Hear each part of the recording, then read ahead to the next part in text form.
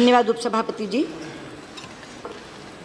ये चर्चा दोपहर 2 बजे शुरू हुई और 18 सांसदों ने इसमें भाग लिया। सबसे पहले मैं उन सबके प्रति धन्यवाद ज्ञापित करती हूँ। सदन में आया है, हालांकि तथ्य उसके बिल्कुल विपरीत हैं, जो एक एक चीज़ को सामने रख करके तर्क के साथ और तथ्य के साथ आपके सामने रखूंगी।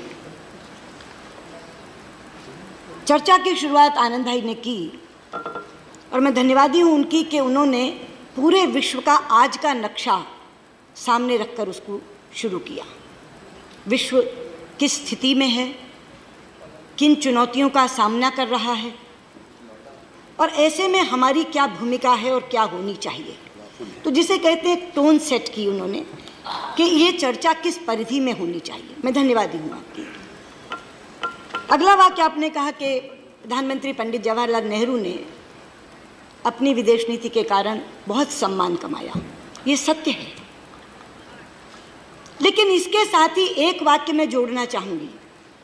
प्रधानमंत्री पंडित नेहरू ने व्यक्तिगत रूप पर सम्मान कमाया, प्रधानमंत्री नरेंद्र मोदी ने पूरे भारत को सम्मान दिलाया। उपसभापति जी, विनय सहस्त्रबुद्धे जब बोल रहे थे तो उन्होंने एक वाक्य कहा था कि अब विश्व एक अलग दृष्टि से भारत को देखता है। ये सच है और इसलिए मैं कहना चाहती हूँ कि जो बातें आपने यहाँ रखी वो तथ्य के विपरीत हैं। 16 सांसदों ने, मैं इतिहास को भी सामने बताऊंगी, 16 सांसदों ने देखिए, मैंने आपको बहुत ही आसानी से सुना और एक व्यक्ति हमारी ओर से खड़ा हुआ बोलने के लिए, उनको टोकने के लिए, तो मैंने खड़े होकर कहा कि मैं उत्तर देने में सक्षम हूँ, आप बैठ जाइए। अब मैं पूरे सदन से कम ये निवेदन करूंगी कि सबने अपनी बात कह दी, अपना दृष्टिकोण दे दिया, तो सरकार का दृष्टिकोण भी सुनिए, शांति से सुनिए। 16 सांसदों ने जिन्होंने बोला, उनमें से मुद्दे 16 नहीं उभरे, कम उभरे, लेकिन जो उभरे वो क्या थे? पड़ोसी देशों से संबंध। विनय सहस्त्रबुद्धे, स्वपन दास गुप्ता और दिलीप कुमार को छोड़ के सबने ये कहा पड़ोसियों से हमारे संबंध खराब है। पाकिस्तान का मुद्दा उभरा, आपने पूछा रोड मैप क्या है। चाइना का मुद्दा उभरा, चाइना की पड़ोस में जो घुसपैठ है उसके बारे भी, और आज जो डोकलम और सिक्किम के सामने जो स्टैंड ऑफ है, मनीष जी और सतीश जी दोनों ने उसका जिक्र किया। रूस का मामला बहुत ही ज़्यादा ज़ोर से रामगोपाल यादव जी ने उठाया। वेस्ट एशिया के बारे में शरद यादव जी ने चर्चा की, ये, और इजराइल के बारे में सीताराम येचुरी भी बोले और आपने भी प्रारंभ किया था उस बात को। मैं इन तमाम बातों का जवाब दूंगी, सिर्फ शांति से सुनिए। जहाँ तक पड़ोसी देशों के संबंध का सवाल है, उपसभापति जी, मित्र की परिभाषा क्या है? हम किसे मित्र कहते हैं? फ्रेंड। जब एक देश संकट में पड़ा हो और जिससे मदद मांगे, उसको वो मित्र की कैटेगरी में रखेगा, और जो मित्र सबसे पहले मदद को पहुंचे, जो देश, वो मित्र देश की कैटेगरी में आएगा। आप इतिहास की बात कर रहे हैं आनंद भाई, इतिहास गवाह है। मालदीव का पानी संकट आया, सुबह 7 बजे तत्कालीन उनकी विदेश मंत्री दुनिया मामून ने मुझे फ़ोन किया और 3 घंटे बाद रेल नीर का भरा हुआ जहाज मालदीव के लिए चल पड़ा। श्रीलंका में बाढ़ आई, सबसे पहले कौन पहुंचा? भारत। नेपाल में भूकंप आया, सबसे पहले कौन पहुंचा? भारत। और सारा सामान लदा कर ले गए, और जब तक वहाँ के लोग बिल्कुल व्यवस्थित नहीं हो गए तब तक भोजन का प्रबंध, बाकी चीज़ों का प्रबंध सारा किया। उसके बाद जब डोनर्स कॉन्फ्रेंस हुई कि नेपाल के पुनर्निर्माण के लिए क्या दिया जाएगा, शायद वो चाइना की तरफ देख रहे थे कि ज़्यादा होगा, सबसे ज़्यादा बड़ी राशि $1 लाख बिलियन की भारत ने घोषित की। इसके बाद आप कहते कि हम मित्र देश नहीं हैं, और आप अपनी बात कर रहे हैं आनंद भाई। 17 साल तक भारत का कोई प्रधानमंत्री नेपाल की जमीन पे नहीं गया, और उन 17 सालों में से 11 साल आपकी सरकार थी। और जो आप बात कर रहे हैं, 2-3 जगह ब्लॉकेड हो गया, ये हो गया, आपके समय जितना बड़ा ब्लॉकेड हुआ, राजीव गांधी जी के समय जितना बड़ा ब्लॉकेट हुआ याद है आपको? ये इतिहास, आपने कहा ना इतिहास में, इतिहास बता रही हूँ और इतिहास के माध्यम से ये तर्क दे रही हूँ कि जिस नेपाल के संबंधों की आप बात करते हैं, 17 साल तक भारत का प्रधानमंत्री वहाँ जाए नहीं, तब संबंध अच्छे, और जो प्रधानमंत्री 2-2 बार जाए उसके साथ संबंध खराब। आप श्रीलंका की बात कर रहे थे, आपने कहा श्रीलंका में ग्वादर दे दी, कोलंबो दे दी, हम्बनटोटा दे दी, हैं? नहीं, आप बात कर रहे, आप चीन, मैं ये कह रही हूँ, आप पड़ोसी देश के बारे में बात कर रहे थे ना कि चीन की घुसपैठ। मैंने कहा आपने 2 चीज़ें उठाई, एक तो संबंध खराब है, दूसरा चीन की घुसपैठ है। तो चीन की घुसपैठ में आपने 3 नाम लिए, ग्वादर पोर्ट का नाम लिया, कोलंबो का नाम लिया, हम्बनटोटा का नाम लिया। तीनों में पोर्ट बनाई चाइना ने, मगर बनाई कब? 2008 में शुरू हुआ ग्वादर, नहीं शुरू हुआ हम्बनटोटा। नहीं, मेरे पास है पूरा, मैं बताती हूँ क्या है।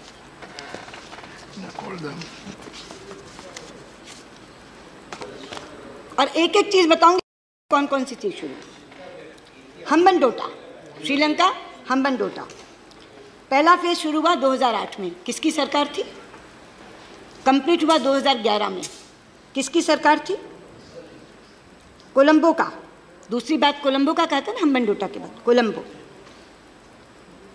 85% चाइनीज मेजॉरिटी के साथ स्टार्ट हुआ कब? 2011 में। ख़त्म कब हुआ? 2014 में। ग्वादर की बात आप कर रहे हैं, बलूचिस्तान में, पाकिस्तान में। 2013 में चाइना ने सिंगापुरियन कंपनी से लिया, किसकी सरकार थी? आनंद भाई, ये पूछना चाहती हूँ।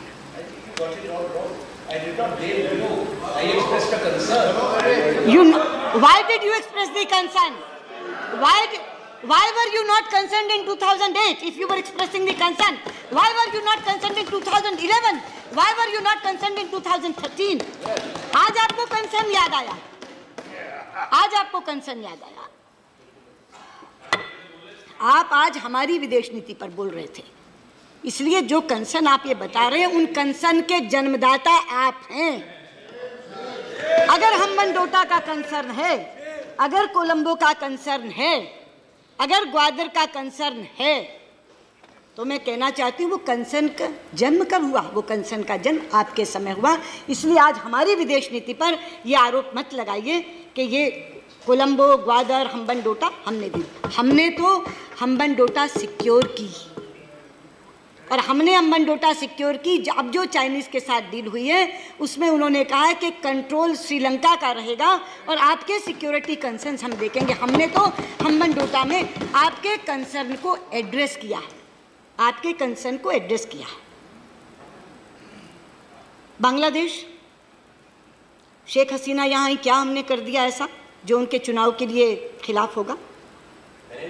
प्रधानमंत्री मनमोहन सिंह जी प्रधानमंत्री के तौर पर जिस LBA को करके आए थे उसको हमने आगे बढ़ाया और उसका श्रेय दिया मैंने, और उसका श्रेय दिया मैंने।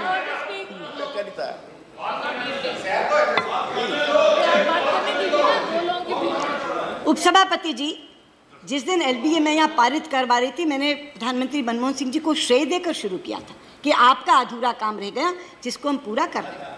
आज बांग्लादेश के साथ सबसे ज्यादा अच्छे संबंध किसी के हैं तो वो भारत के हैं।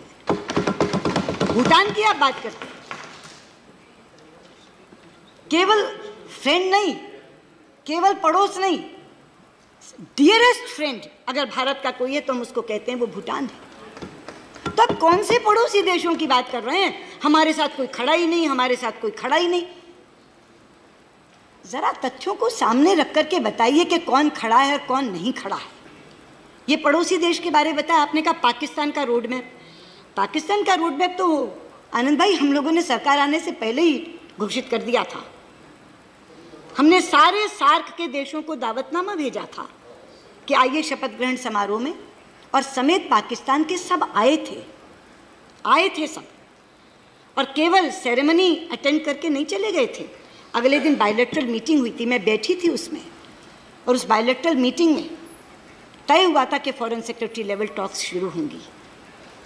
हिचकोले खाते खाते बहुत उतार चढ़ाव आए 2 सालों में, लेकिन हमारे समय में कहाँ थी 9 दिसंबर 2015 को 9 दिसंबर 2015 को जब मैं हार्ट ऑफ एशिया कॉन्फ्रेंस में भाग लेने के लिए इस्लामाबाद गई तो नवाज साहब ने साथ बिठाया सरताज अजीज साहब को और कहा कि जो ये कह रही हैं उस तरह से एक बार शुरू करो इस डायलॉग को, एक नए सिरे से नया नाम देकर कॉम्प्रिहेंसिव बायलैटरल डायलॉग, ताकि किसी भी तरह का कोई शंका ना रह जाए। लोग कहते हैं ना द्विपक्षीय वार्ता, हम जब कहते हैं कि हमारे दोनों के बीच में होगी, किसी और के बीच में नहीं होगी, हमने डायलॉग का नाम ही कर दिया कॉम्प्रिहेंसिव बायलैटरल डायलॉग, ताकि किसी को किसी तरह की गुंजाइश ना रह जाए, कोई शंका ना रह जाए। 9 दिसंबर को वापस कॉम्प्रिहेंसिव बायलैटरल डायलॉग शुरू हो, ये तय हुआ। फॉरेन सेक्रेटरीज दोनों देशों के बैठकर मोडालिटीज तय करें, ये तय हुआ।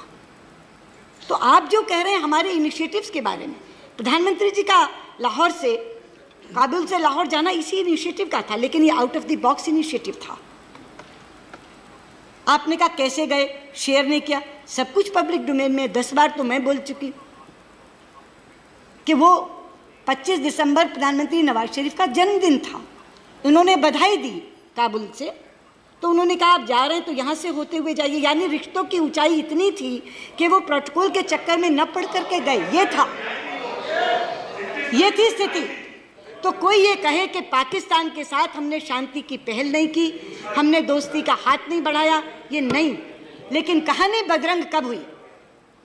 पठानकोट के बाद भी नहीं हुई, क्योंकि पठानकोट के बाद भी पाकिस्तान जो हमेशा डिनायल में जाता था, हर टेररिस्ट घटना के बाद वो ये पहली बार थी कि डिनायल में नहीं गया और उसने कहा कि हम सहयोग करने को तैयार हैं, हम जो SIT बनाएंगे आप आइए। कहानी बदरंग तब हुई जब बुरहान वानी का एनकाउंटर यहाँ हुआ और नवाज शरीफ साहब ने वहाँ खड़े होकर के उसको स्वतंत्रता सेनानी शहीद की संज्ञा दी। उसके बाद से चीज़ें बिगड़ी। तो आप ये कहते हैं रोड मैप, क्या हमने तो रोड मैप बना दिया था, शांति का, दोस्ती का, पाकिस्तान की स्थिरता का, समझौते का, ये हमारा रोड मैप था। लेकिन रोड मैप एक तरफा नहीं चल सकता ना। अब आप कहते हैं कि रोड मैप क्या है, तो रोड मैप तय है।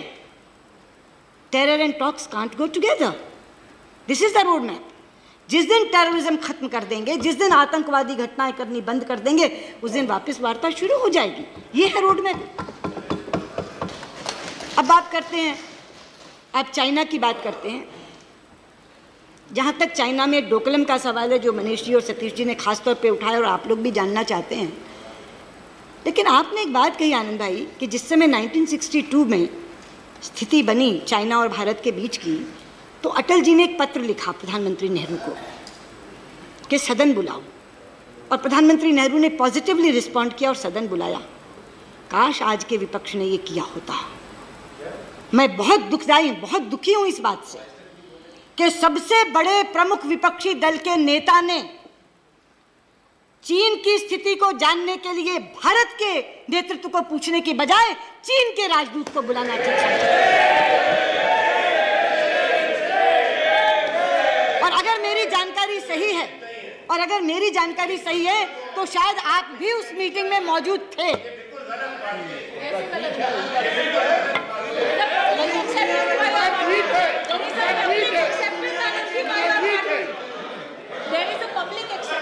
उपसभापति जी, अगर मेरी जानकारी सही है तो शायद आनंद भाई भी उसमें उपस्थित थे। नहीं, बिल्कुल है। क्यों है? क्या भारत का राजदूत बीजिंग में है या नहीं है? अगर भारत का राजदूत बीजिंग में हर किसी से मिल सकता है, अगर चीन और भूटान के राजदूत ने विपक्ष के लोगों से बातचीत करने की गुजारिश करी, तो हमारे अंदर कोई शिष्टाचार नहीं है। क्या बात करती हैं? भूल गए? बैठिए। उपसभापति जी, बहुत अच्छा हुआ। ऑर्डर। स्वयं प्रश्न करने के बाद उन्होंने अपने उत्तर में स्वीकार ही नहीं किया, औचित्य ठहराया, जस्टिफाई किया। मैं यही कह रही हूँ आपसे, पहले विपक्ष को भारत का दृष्टिकोण समझना चाहिए था, उसके बाद चीनी राजदूत को बुलाकर कन्फ्रंट करना चाहिए था कि हमारा तो ये पक्ष है।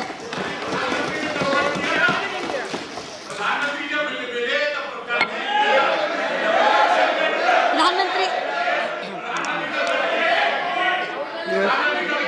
देखिए, एक विनम्रता से, बड़े आदर से आपसे कहूंगा। नहीं, आप बैठिए। बहुत आदर से कहूंगा एक बात, बहुत आदर से, सिर्फ एक बात कहूंगा आपको आदर से। सुनिए, हमने चीन के बारे में आपसे साफ कहा था। चीन के बारे में हमने साफ कहा था। हिंदुस्तान एक आवाज में बोलेगा। बांटिए मत आप सदन को। हमने कहा था Anand Sharma ji, she is not yielding. Okay, Anand Sharma ji बैठिए। She is not yielding. Please proceed. मैं बिल्कुल भी इस विषय को नहीं लाती अगर आनंद शर्मा ये नहीं कहते कि उस समय अटल जी ने कहा था सदन बुलाने के लिए और पंडित नेहरू ने बुलाया था। हमने तो इनकी इंतजार भी नहीं की। इन्होंने जो किया चीन के राजदूत से मिले और चीन के राजदूत से उनका पक्ष सुना, लेकिन हमने अपनी ओर से ये सोचा कि सभी के सभी राजनीतिक दलों को इस स्थिति से अवगत कराना चाहिए। और 2 दिन के लिए मैंने मीटिंग बुलाई। 4 सांसदों तक की पार्टी को एक दिन, एक सांसद तक की पार्टी को अगले दिन, ताकि जो आज डी राजा जी के साथ हुआ वो ना हो। 2 अलग अलग इसलिए बुलाई कि जब इकट्ठी बुलाई जाती है तो बड़ी पार्टियां समय ले लेती हैं, छोटियों का समय आता है तो लगता है बंद करो। 2 दिन बुलाई और पूरी की पूरी स्थिति समझाई। और वो चूंकि विदेश मंत्री स्वयं रहे, उन्होंने समझी और बैठक ऐसे बंद नहीं की। मैंने कहा जो प्रश्न आपके थे उनके उत्तर मिल गए, जो जिज्ञासाएं आपकी थी शांत हो गई। उन्होंने कहा हाँ, तो मैंने कहा खत्म करूं मीटिंग? उन्होंने कहा हाँ। पूरी तरह से संतुष्ट होकर के वहाँ से विपक्ष लौटा। और मैं बहुत ही ज़्यादा शुक्रगुजार हूँ विपक्ष की कि जो सरकार की सोच थी कि इस तरह की चीज़ें डिप्लोमेटिक चैनल से तय होनी चाहिए। और मैं ये कहती हूँ कि धैर्य और संयम, और उसमें भी भाषा संयम बेहद ज़रूरी होता है इस तरह की चीज़ों को सुलझाने के लिए। अगर आप धीरज खोते हैं, अधीर होते हैं, उतावले होते हैं तो कभी भी संकट का हल नहीं निकलता। अगर आप भाषा संयम खोते हैं तो दूसरा प्रवोक होता है, इसलिए हल नहीं निकलता। तो हम धीरज भी बनाए हुए हैं, भाषा संयम भी बनाए हुए हैं।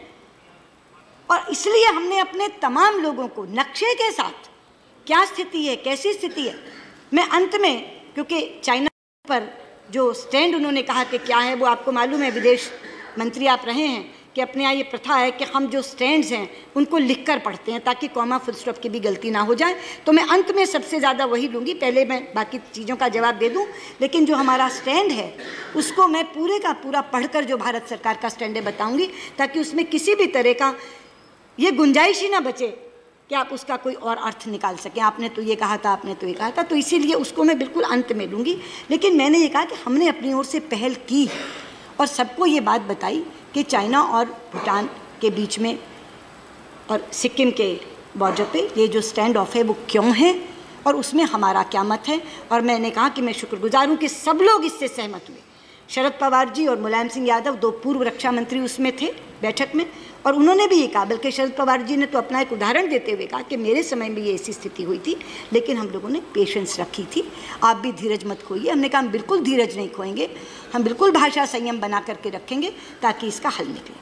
अब रामगोपाल यादव जी से मैं कहना चाहूँगी, आपने कहा युद्ध की तैयारी रखो। रामगोपाल जी, युद्ध की तैयारी तो होती है तभी तो सेना होती है, वरना कोई देश सेना क्यों रखे। लेकिन एक चीज़ मैं आपको बता दूं, किसी भी समस्या का समाधान युद्ध से नहीं निकलता, युद्ध के बाद भी संवाद करना पड़ता है तब निकलता है। युद्ध अपने आप में समाधान नहीं देता, जीते हारे लोग भी टेबल पर बैठते हैं तब समाधान निकलता है।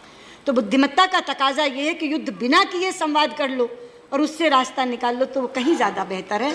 से यहाँ तक युद्ध की तैयारी का सवाल है, सेना है यहाँ और वो सेना होती ही युद्ध के लिए, लेकिन युद्ध से समाधान नहीं निकलता। इसीलिए मैं कह रही हूँ धैर्य और भाषा संयम और डिप्लोमेटिक चैनल्स, इन्हीं से निकलता है समाधान। आपने कहा कि आप अपनी सामरिक क्षमता बढ़ाइए, तभी पड़ोस के लोगों को लगेगा कि चीन अगर हम पर हमला करेगा तो हमें आप बचा लेंगे। युग बदल गया रामगोपाल जी, युग बदल गया। अब सामरिक क्षमता से देश नहीं जाने जाते, अब आर्थिक क्षमता से देश जाने जाते हैं। और इसीलिए जो शरद यादव जी ने बात की, उनसे सहमत हुए मैं ये कहना चाहूँगी कि आज पड़ोसियों को ये नहीं है कि चीन उन पर हमला करेगा तो भारत का साथ चाहिए। अगर भारत की सामरिक क्षमता बढ़ते हुए देखेंगे तो हम ही से डरने लगेंगे कि पता नहीं यही हम पे हमला करेंगे। आज पड़ोसियों को अपने विकास में आर्थिक मदद चाहिए, और इसलिए जब प्रधानमंत्री कहते हैं सबका साथ सबका विकास, का मतलब केवल देश के अंदर का नहीं है। मैं चाहता हूं कि भारत की प्रगति में मेरे हर पड़ोसी देश का विकास हो। ये जो भावना है ये पड़ोसी देशों को आश्वस्त भी करती है और ये उनको ये भी कहती है कि भारत का अगर विकास होगा तो भारत के विकास का लाभ हमें भी मिलेगा। इसलिए सामरिक क्षमता बढ़ाने की बजाय आज आर्थिक क्षमता बढ़ाने की ज़रूरत है। और मैं बहुत ज़्यादा अदब से ये कहना चाहूँगी कि हमारी जो आर्थिक क्षमता बढ़ रही है उसमें भी बहुत बड़ा इन्वेस्टमेंट चाइना से आ रहा है। मैं अगर आपको आंकड़ा दूँ, 116 बिलियन US डॉलर था 2014 में, हमारे से पहले मई 2014 से, आज बढ़कर 160 बिलियन US डॉलर हुआ है, 37% की बढ़ोतरी।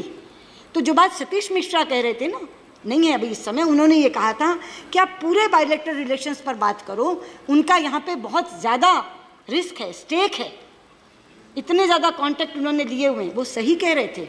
और अगर वो होते तो मैं उनको बताती, पर आपके माध्यम से बात उन तक भी पहुँचे और सदन तक भी। डोकलम पर निगोशिएट नहीं कर रहे, केवल हम बायलैटरल रिलेशंस पर बात कर रहे हैं चीन के साथ। पूरे के पूरे संबंध जो हैं समग्रता में हम बात कर रहे हैं इनके साथ, और हल भी उसी से निकलेगा।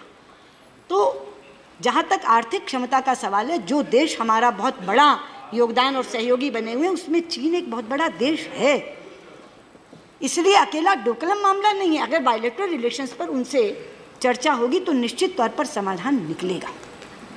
अब US के बारे में उस दिन आनंद जी ने कह दिया कि स्पाउस का वीज़ा खत्म हो गया, संख्या H1 वीज़ा की कम हो गई। नहीं आनंद भाई, तथ्य बिल्कुल और है।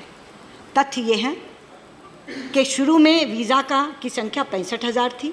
जब अटल जी की सरकार आई NDA की, उस समय वो बढ़कर 1,95,000 हो गई, 1,95,000। लेकिन दिसंबर 2004 में जब आपकी सरकार थी, उस समय एक बिल पारित हुआ और वो संख्या धड़ाम से नीचे फिर 65,000 आ गई। 1,95,000 से 65,000 आपके कार्यकाल में हुई थी, और आज तक वो 65,000 और साथ में 20,000 वो लोग जो वहाँ से PhD किए हुए हैं, वहाँ की यूनिवर्सिटी से, वो संख्या बरकरार है। उसमें एक भी संख्या की कमी नहीं हुई। 65,000 जो H1B वीज़ा भारतीयों को मिलते थे और 20,000 जो वहाँ से PhD किए हुए हैं उनको मिलते थे, वो संख्या जस की तस बरकरार है। आपने स्पाउस वीज़ा की बात की। सबसे पहले तो ये बता दूँ, ये स्पाउस वीज़ा दिलाया ही 2015 में प्रधानमंत्री मोदी ने, 2015 में, उससे पहले नहीं था। और इसमें कोई परिवर्तन नहीं आया है, कोई भी परिवर्तन नहीं आया है। स्पाउसेस को उन्होंने ये कहा कि यहाँ ये पढ़ी लिखी पत्नियाँ आती हैं, ये घर पर बैठी रहती, इनको भी नौकरी का मौका मिलना चाहिए। जो माना गया, स्वीकारा गया और उनको ये अधिकार मिला, उस अधिकार में राई रत्ती परिवर्तन नहीं हुआ। तभी मैंने कहा कि चीज़ें तथ्यों के विपरीत बोली गई। और जहाँ तक अब आप बात कर रहे हैं इजराइल की, ख़ास तौर पे सीताराम येचुरी, पर US का एक आपका विषय था लिमोआ का, मैं लिमोआ पे भी बता दूँ। लिमोआ केवल एक फैसिलिटेटिंग एग्रीमेंट है कॉमरेड। इसमें कहीं ये प्रोविज़न नहीं है कि कोई बेस स्थापित कर दिया जाएगा, कहीं ये प्रोविज़न नहीं है कि कोई बेसिंग का अरेंजमेंट कर दिया जाएगा। इसलिए ये जो आपका कहना है ना कि हमारी सिक्योरिटी को कोई उससे खतरा पैदा हो गया, बहुत ही ध्यान से, सावधानी से लिमोआ किया गया है, और इसमें केवल एक फैसिलिटेटिंग एग्रीमेंट के तौर पर हमने इसको माना है। अब इसलिए मैं जो कह रही थी कि तथ्य विपरीत हैं, तथ्य इसलिए विपरीत हैं कि पड़ोस की बात तो मैंने बता दी। आपने जो रामगोपाल जी कहा कि उस समय अमेरिका पाकिस्तान के साथ था, कहा ना आपने, जब रूस हमारे साथ था तो अमेरिका पाकिस्तान के साथ था। यही है आज की विदेश नीति की सफलता कि आज अमेरिका भी भारत के साथ है और रूस भी भारत के साथ है। और मैं ऐसे ही नहीं कह रही, मैं ऐसे ही नहीं कह रही।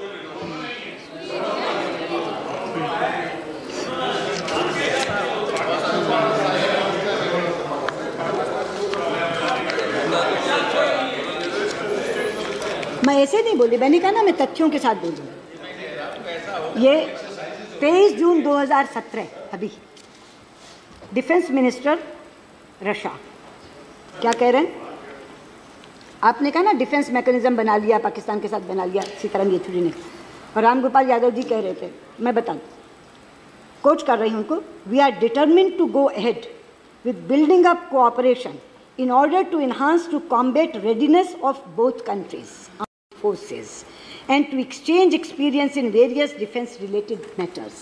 और इसके बाद जब स्पीकर गई वहाँ तो जुलाई 11 को, अभी सदन चल रहा था, जुलाई 11 को कहा Russia shares India's concerns over such challenges international terrorism. वो पाकिस्तान का साथ देगा जो हमारा कंसर्न इंटरनेशनल टेररिज्म पे शेयर कर रहा है, जो कॉम्बैटिंग हमारी आर्म्ड फोर्सेस को और ज़्यादा मजबूत और दुरुस्त बनाना चाहता है, वो देश उनका साथ देगा।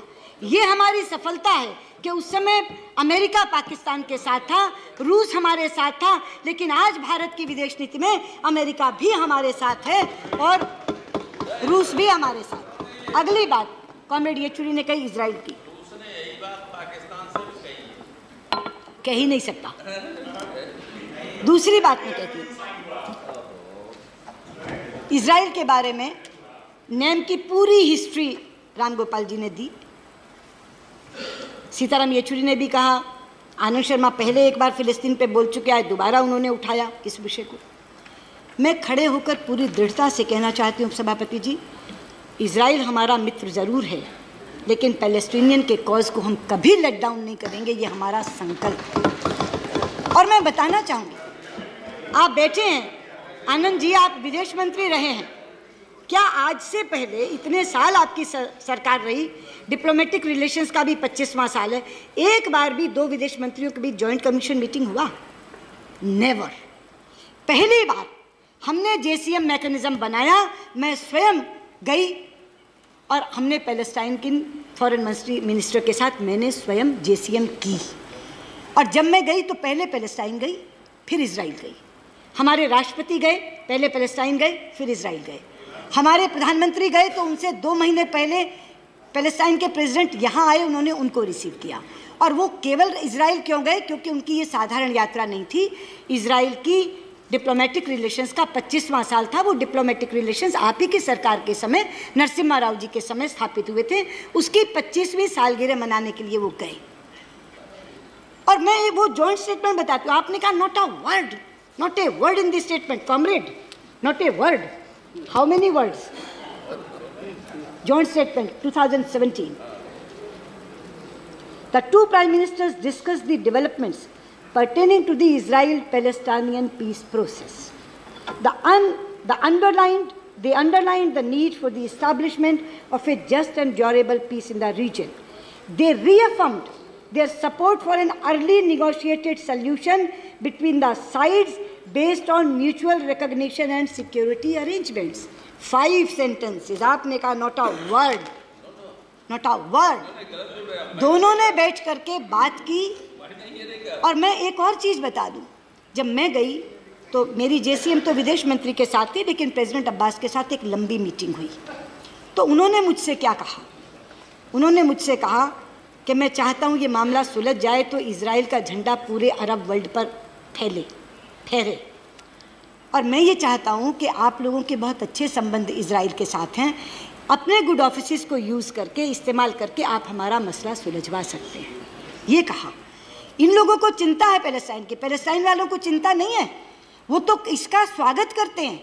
फिर जब अभी प्रेसिडेंट अब्बास यहाँ आए तो आपको मालूम है स्टैंडर्ड डील है, आनंद भाई, सबसे पहले जा कर के कॉल ऑन करती हैं। तो जब मैं कॉल ऑन करने के लिए गई तो फिर उन्होंने ये बात दोहराई। और प्राइम मिनिस्टर के साथ जब डेलीगेशन लेवल टॉक्स में थे, जब रिस्ट्रिक्टेड टॉक्स में थे, दोनों में मैं बैठी थी, तो दोनों में उन्होंने ये बात दोहराई और उन्होंने ये कहा कि आप जो इजराइल के साथ आपकी दोस्ती है, मित्रता है, उसका लाभ उठा करके आप हमारा मसला सुलझवा दीजिए। वो इसको पॉजिटिव रूप में ले रहे हैं। हमारे इजराइल से रिश्तों को पैलेस्टीन पॉजिटिव रूप में ले रहा है, सकारात्मक रूप में ले रहा है। ये कह रहा है कि आप हमारा मसला सुलझाने में हमारी मदद करिए। और यहाँ पूरे का पूरा सदन चिंतित है। फिलिस्तीन की नीति निकल गई, नेम से छूट गए।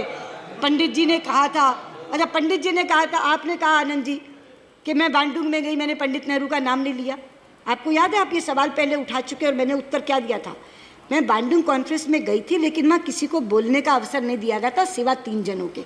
जब मैंने वहाँ भाषण ही नहीं दिया तो मैं पंडित नेहरू का नाम कहाँ से लेती? केवल 3 हेड ऑफ स्टेट्स बुलवाए गए थे।